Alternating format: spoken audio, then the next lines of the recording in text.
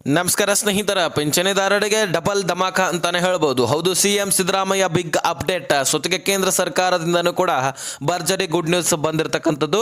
ಹಾಗಾದ್ರೆ ಸ್ನೇಹಿತರೆ, ಏನೇನು ಭರ್ಜರಿ ಗುಡ್ ನ್ಯೂಸ್ಗಳು ಬಂದಿದ್ದಾವೆ, ಪಿಂಚಣಿದಾರರಿಗೆ ಏನು ಹೆಚ್ಚಳ ಆಗ್ತಾ ಇದೆಯಾ? ಖಂಡಿತವಾಗ್ಲೂ ಸ್ನೇಹಿತರ, ಪಿಂಚಣಿ ಹೆಚ್ಚಳ ಆಗ್ತಾ ಇರುವಂಥದ್ದು ಯಾರ್ಯಾರಿಗೆ ಪಿಂಚಣಿ ಅಂದ್ರೆ ಹಿರಿಯ ನಾಗರಿಕರಿಗೆ ಹೆಚ್ಚಳ ಆಗ್ತಾ ಇದೆಯಾ, ಅಥವಾ ವಿಧವಾ ಮಹಿಳೆಯರಿಗೆ ಹೆಚ್ಚಳ ಆಗ್ತಾ ಇದೆಯಾ, ಅಥವಾ ಅಂಗವಿಕಲರಿಗೆ ಹೆಚ್ಚಳ ಆಗ್ತಾ ಇದೆಯಾ?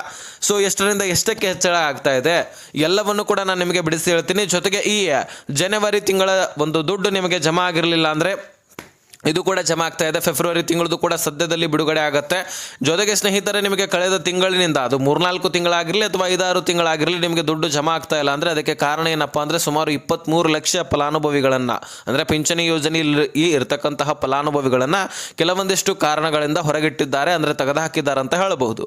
ಅದಕ್ಕೆ ಕಾರಣಗಳು ಏನು, ಯಾತಕ್ಕಾಗಿ ತೆಗೆದುಹಾಕಿದ್ದಾರೆ, ನೀವು ಎಲಿಜಿಬಲ್ ಇದ್ರೂ ಸಹಿತ ನಿಮ್ಮನ್ನು ತೆಗೆದುಹಾಕಿದ್ರೆ ಅದಕ್ಕೆ ಕಾರಣಗಳನ್ನು ಕೂಡ ನಾನು ತಿಳಿಸ್ತೀನಿ. ಅದನ್ನು ಸರಿಪಡಿಸ್ಕೊಳ್ಳೋದು ಹೇಗೆ ಅಂತಲೂ ಕೂಡ ನಾನು ತಿಳಿಸ್ತೀನಿ.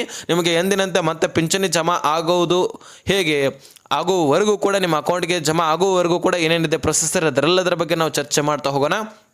ತೀರಾ ಇಂಪಾರ್ಟೆಂಟ್ ಮಾಹಿತಿ. ಎಲ್ಲ ರಾಜ್ಯದ ಪಿಂಚಣಿದಾರರು ಈ ಒಂದು ವಿಡಿಯೋನ ಮಿಸ್ ಮಾಡದೆ ಕೊನೆವರೆಗೂ ವಾಚ್ ಮಾಡಲಿಕ್ಕೆ ಪ್ರಯತ್ನ ಮಾಡಿ.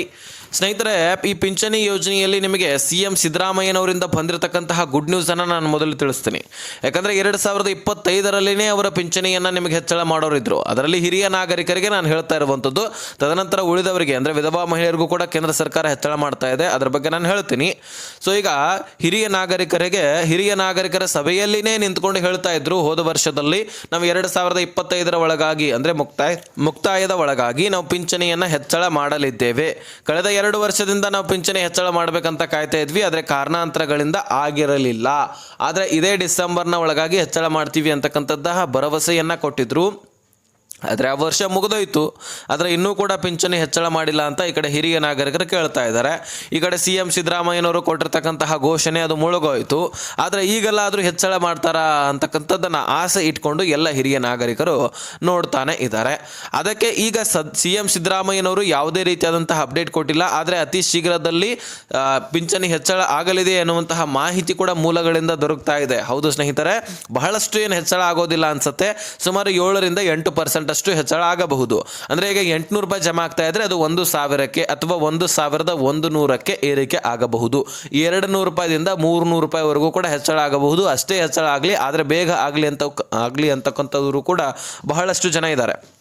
ಹಾಗಾಗಿ ನಮ್ಮ ಮನವಿ ಕೂಡ ಅಷ್ಟೇ, ಸರ್ಕಾರಕ್ಕೆ ಏನು ಮಾಹಿತಿಯನ್ನು ಏನು ಘೋಷಣೆಯನ್ನು ಮಾಡಿದಿರಿ, ಏನು ಒಂದು ನಿಮಗೆ ನಿರ್ಧಾರವನ್ನು ಕೈಗೊಂಡಿದ್ರಿ, ಅದನ್ನು ಸರ್ಕಾರ ಆದಷ್ಟು ಬೇಗ ಎಲ್ಲ ಒಂದು ಪಿಂಚಣಿದಾರರಿಗೆ ಕೊಡಲಿ ಅಂತಕ್ಕಂತಹ ಒಂದು ನಮ್ಮ ಮನವಿ ಕೂಡ ಇರುತ್ತೆ.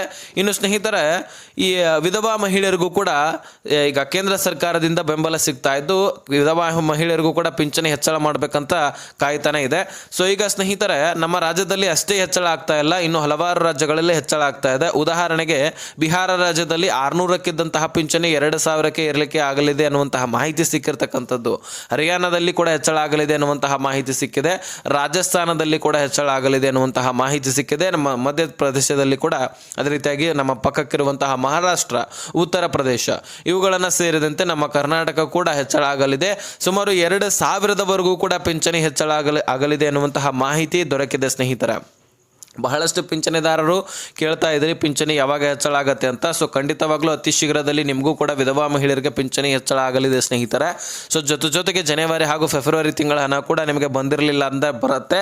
ಇನ್ನು ಕೆಲವೊಂದಿಷ್ಟು ಜನರು ಅಂದರೆ ಸುಮಾರು 23 ಲಕ್ಷ ಫಲಾನುಭವಿಗಳನ್ನು ತೆಗೆದುಹಾಕಿದ್ರು.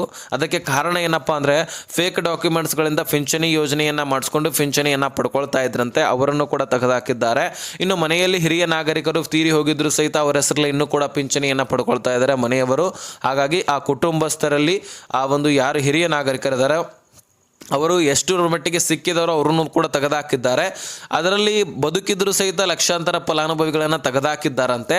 ಸೊ ಇದಕ್ಕೆ ಕಾರಣ ಇಷ್ಟೇ, ಅದಕ್ಕೆ ಉತ್ತರವು ಕೂಡ ಕೊಟ್ಟಿದೆ ಸರ್ಕಾರ. ಅದೇನೆಂದರೆ, ನೀವು ಎಲಿಜಿಬಲ್ ಇದ್ದೀರಾ, ಖಂಡಿತವಾಗ್ಲೂ ನಿಮಗೆ ದುಡ್ಡು ಜಮಾ ಆಗುತ್ತೆ, ಆದರೆ ಒಂದು ಕೆಲಸ ಮಾಡಿ ಅಂತ ಸರ್ಕಾರ ತಿಳಿಸ್ತಾ ಇದೆ. ಹಾಗಾದರೆ ಅದೇನೆಂದರೆ ಜೀವಿತ ಪ್ರಮಾಣ ಪತ್ರ ಕಣ್ರಿ.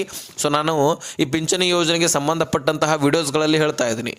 ಸೊ ಈ ಪಿಂಚಣಿ ಯೋಜನೆಗೆ ಮುಖ್ಯವಾಗಿ ನಿಮ್ಮ ಲೈಫ್ ಸರ್ಟಿಫಿಕೇಟು ನೀವು ಯಾವ ಬ್ಯಾಂಕ್ನಲ್ಲಿ ಹೋಗಿ ಕೊಡಬೇಕಂತ ಅಂದರೆ ಯಾವ ಸಿಕ್ಕದಲ್ಲಿ ಹೋಗಿ ಕೊಡುವಂತಿಲ್ಲ. ನೀವು ಯಾವ ಬ್ಯಾಂಕ್ನಲ್ಲಿ ಹೋಗಿ ದುಡ್ಡನ್ನು ಪಡ್ಕೊಳ್ತಾ ಇರ್ತೀರಿ, ಯಾವ ಬ್ಯಾಂಕ್ ಅಕೌಂಟನ್ನು ನೀವು ಲಿಂಕ್ ಮಾಡಿಸಿರ್ತೀರಿ, ಅದೇ ಬ್ಯಾಂಕಿಗೆ ಹೋಗಿ ನಿಮ್ಮ ಜೀವಿತ ಪ್ರಮಾಣ ಪತ್ರ ಅಂದರೆ ಲೈಫ್ ಸರ್ಟಿಫಿಕೇಟನ್ನು ಹೋಗಿ ಸಬ್ಮಿಟ್ ಮಾಡಬೇಕು. ತದನಂತರ ಅವರು ಅದರ ಬಗ್ಗೆ ವೆರಿಫಿಕೇಷನ್ ಮಾಡ್ಕೊಳ್ತಾರೆ. ತದನಂತರ ನೀವು ಬದುಕಿದ್ರಾ ಅಂತಕ್ಕಂಥದ್ದನ್ನು ಕನ್ಫರ್ಮ್ ಮಾಡಿಕೊಂಡು ನಿಮಗೆ ಎಂದಿನಂತೆ ದುಡ್ಡನ್ನು ಜಮಾ ಮಾಡ್ತಾರೆ. ಇನ್ನು ಅಂಗವಿಕಲರು ಕೇಳ್ಬೋದು, ನಾವು ಹೇಗಪ್ಪ ಹೋಗೋದು, ನಮಗೆ ಹೋಗ್ಲಿಕ್ಕೆ ಆಗೋದಿಲ್ಲ, ಅಥವಾ ವಯಸ್ಸಾಗಿದೆ, ನಾವು ಪೂರ್ತಿಯಾಗಿ ವೃದ್ಧರಾಗಿದ್ವಿ, ನಾವು ಹೋಗ್ಲಿಕ್ಕೆ ಆಗೋದಿಲ್ಲ ಅಂದರೆ ಕುಟುಂಬಸ್ಥರನ್ನು ಕಳುಹಿಸಿ ವಿಡಿಯೋ ಕಾಲ್ನ ಮುಖಾಂತರ ಕನ್ಫರ್ಮ್ ಮಾಡಿದ್ರೆ ಸಾಕು. ಅವರು ನಿಮ್ಮ ಡಾಕ್ಯುಮೆಂಟ್ಸ್ಗಳನ್ನು ತೆಗೆದುಕೊಂಡು ಎಲ್ಲದರ ಬಗ್ಗೆ ವೆರಿಫಿಕೇಷನ್ ಮಾಡಿ ನಿಮಗೆ ಎಂದಿನಂತೆ ದುಡ್ಡನ್ನು ಜಮಾ ಮಾಡಿ ಕೊಡುವಂತಹ ಕೆಲಸಗಳನ್ನು ಮಾಡ್ತಾರೆ. ಸೊ ಇದಿಷ್ಟು ನಿಮಗೆ ಪಿಂಚಣಿ ಯೋಜನೆಯಲ್ಲಿ ನಿಮಗೆ ಬಂದಿರತಕ್ಕಂತಹ ಮಾಹಿತಿ ನಾನು ನಿಮಗೆ ತಿಳಿಸಿದ್ದೀನಿ. ಇದೇ ರೀತಿ ಇಂಪಾರ್ಟೆಂಟ್ ಮಾಹಿತಿಗಾಗಿ ಸಬ್ಸ್ಕ್ರೈಬ್ ಮಾಡಿಕೊಂಡು ನೋಟಿಫಿಕೇಶನ್ ಆಲ್ ಅಂತ ಸೆಟ್ ಮಾಡ್ಕೊಳ್ಳಿ. ಹಾಗೆ ಒಂದು ರಿಕ್ವೆಸ್ಟು, ಈ ವಿಷಯವನ್ನು ಎಲ್ಲ ಪಿಂಚಣಿದಾರರಿಗೆ ಶೇರ್ ಮಾಡಿ.